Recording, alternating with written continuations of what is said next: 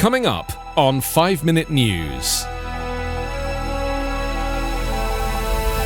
Biden aims to prevent border crossings from swamping agenda. Police chief says Miami partying couldn't go on any longer. And Russian jets hit gas facilities and civilian areas near Turkish border.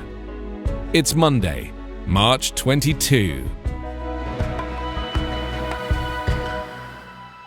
I'm Anthony Davis.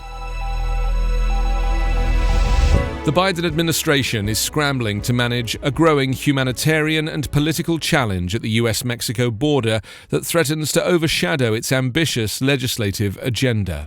With the number of migrants surging, administration officials say Biden inherited an untenable situation that resulted from what they say was President Donald Trump's undermining and weakening of the immigration system. But as Congress pivots to immigration legislation, stories of unaccompanied minors and families trying to cross the border and seek asylum, and of overwhelmed border facilities, have begun to dominate the headlines, distracting from the White House's efforts to promote the recently passed $1.9 trillion COVID-19 relief bill. Biden told reporters on Sunday at the White House that at some point he would go to the border and that he knows what is going on in the border facilities. The White House dispatched Homeland Security Secretary Alejandro Mayorkas to 4 Sunday news shows in an effort to stress that it was working to get things under control. The White House has steadfastly refused to call the situation a crisis, leading to a Washington battle over the appropriate description of the tense situation. Career immigration officials had warned there could be a surge after the November election and the news that Trump hardline policies were being reversed. Pointing to over 1,000 arrests in one of the nation's top party spots, Miami Beach officials warned on Sunday that the unruly spring break crowd gathering by the thousands, fighting in the streets, destroying restaurant property and refusing to wear masks, has become a serious threat to public safety. During a last-minute meeting on Sunday, city officials voted to extend a highly unusual 8 p.m. curfew for another week along famed South Beach, with the possibility of extending it well into April if needed, and stressed this isn't the typical spring break crowd. They said it's not college students but adults looking to let loose in one of the few states fully open during the pandemic.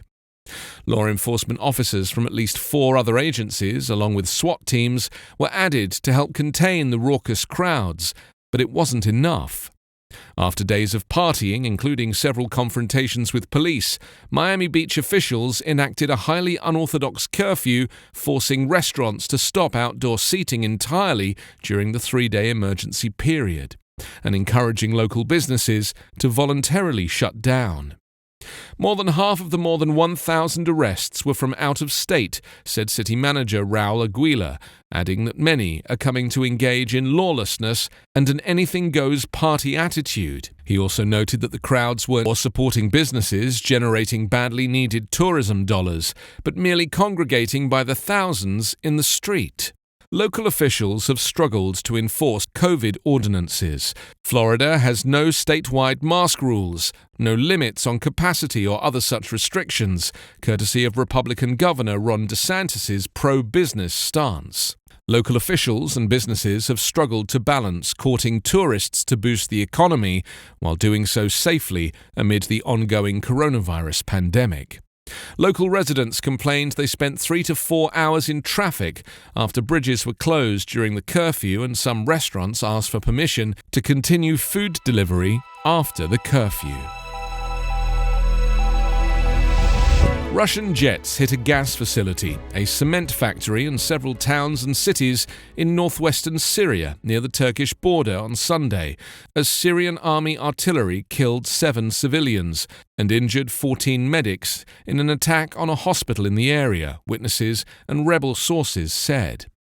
The sources said a Russian surface-to-surface missile also hit the town of Khyar, while Russian airstrikes came close to densely populated refugee camps along the border with Turkey. A gas facility was hit near Samada city in Idlib province, and dozens of trailers carrying goods in a parking lot near the border crossing of Bab al-Hawa were set aflame in the latest attack on fuel facilities that serve an economic lifeline for a region that is home to more than 4 million people.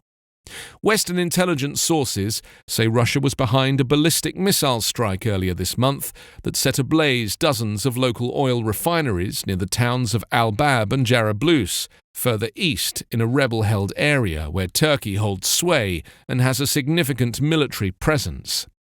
The spokesman for the National Army, a Turkish-backed rebel alliance in the northwest, said Russia, which backs the government in Damascus, sought to destabilize the last rebel stronghold in Syria and disrupt commercial activity. But the strikes did not signal an imminent major assault against Idlib.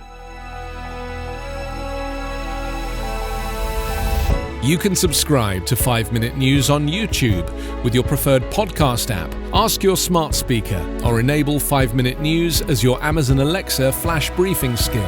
Subscribe, rate and review online at 5minute.news. 5-Minute News is an Evergreen Podcast covering politics, inequality, health and climate, delivering independent, unbiased and essential world news